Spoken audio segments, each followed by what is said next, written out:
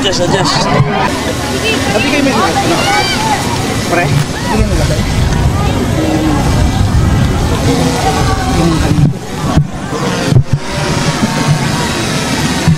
Wala ko yan. Adjust.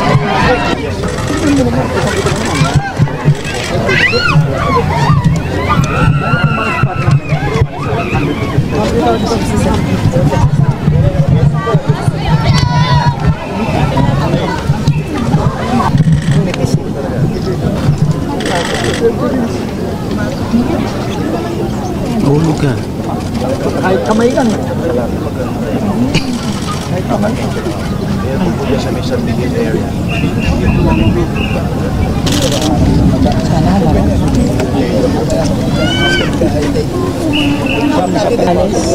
Tapos ako sa bago malala kami. Konti.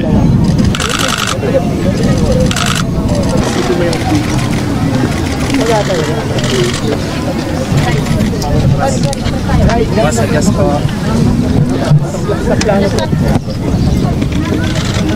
Hi guys. Isa pa to. Na nakita natin flood control project, meron doon sa kabilang dulo, hindi masyado mapuntahan kundi tayo magbangka.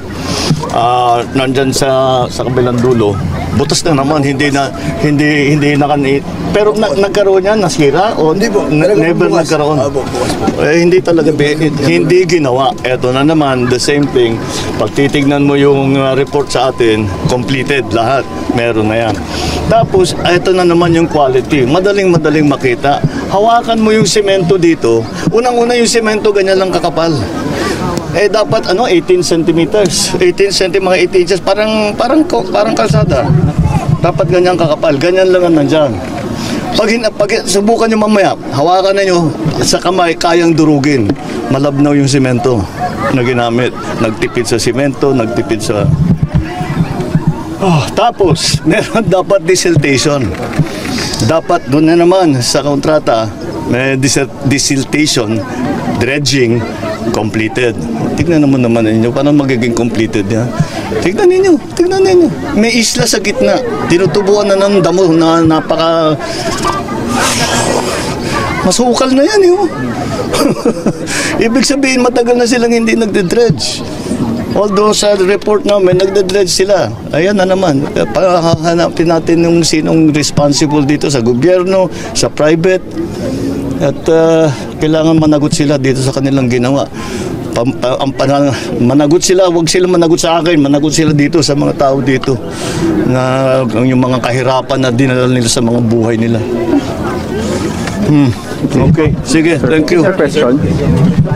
Sinong kumpanya ito? St. Timothy. St. Timothy ito. St. Timothy ang kontratista dito. Kaya titingnan natin, kailangan pasagutin natin kung bakit ganitong ginawa nila.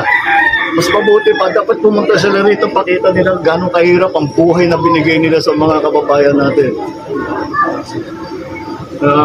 Hindi pala kaya gagawin namin ngayon na naalaman na namin. Mabuti nga yung website nandyan at marami nang nagsusumbong. After gamitin ninyo yung sa flood control. Sige, ipagan kayo. Mag-report kayo. Pag ulit-ulit yung report ka sa akin, report na kay Cobb, report na kay Cobb, lahat na report na ninyo para alam namin. Pati sa press, report ninyo para alam namin lahat. Dahil hindi pwedeng ganito ang pera. This has been going on for years. Kailan inumpisahan ito? Itong dike.